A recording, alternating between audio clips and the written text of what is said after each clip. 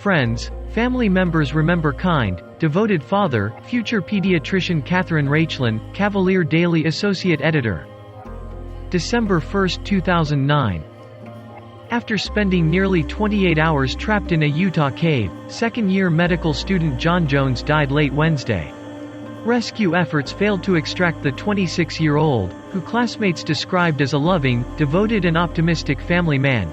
Jones was wedged in a passageway of Nutty Putty cave that was 18 inches wide and about 10 inches high, positioned head down at about a 60 to 70 degree angle, said Sergeant Spencer Cannon, the Utah County Sheriff's Office Public Information Officer.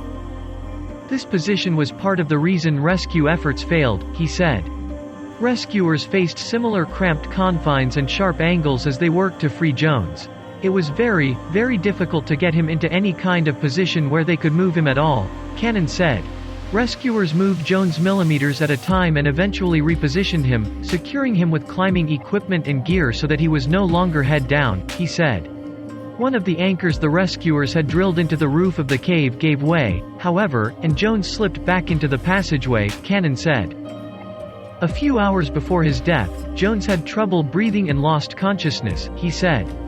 Being immobilized for an extended period of time has physiological effects on an individual, causing bodily systems to stop working the way they are supposed to and to possibly shut down, Cannon said.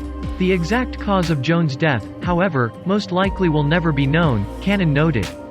Officials have permanently closed Nutty Putty Cave, which is near Salt Lake City and has been the site of other spelunking emergencies, and will erect a memorial to Jones outside its former entrance.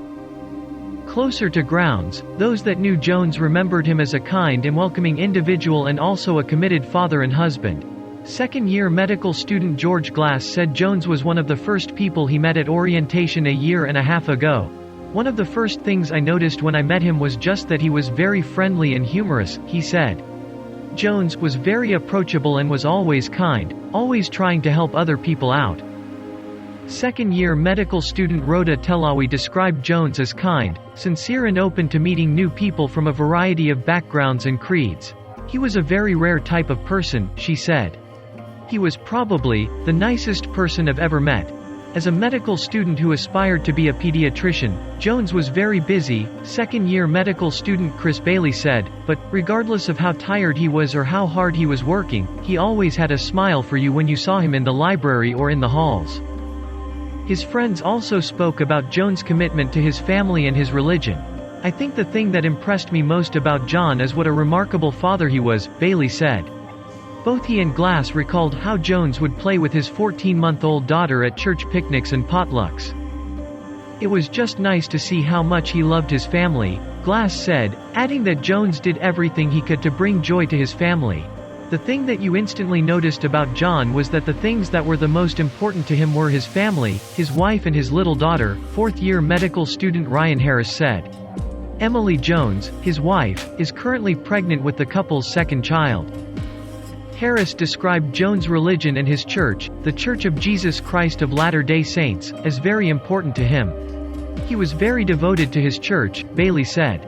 Both he and Harris spoke of Jones' work in providing translation services for Spanish-speaking members of the congregation, as well as his commitment to teaching others about his religion.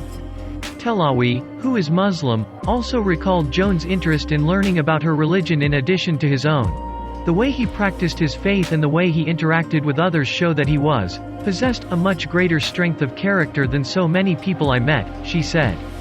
That's what I remember him as. Cannon described Jones as possessing a similar strength while he was trapped near the end of his life.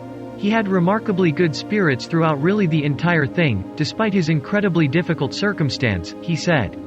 During the last few hours of his life, Jones was able to communicate with his family through a radio system, telling them jokes while trapped below surface, Cannon said. A funeral service for Jones was held Saturday in Utah. He loved his family, liked helping others and really lived his values, Bailey said. You could see how much he valued other people and how much he valued his family. It really came across in his actions.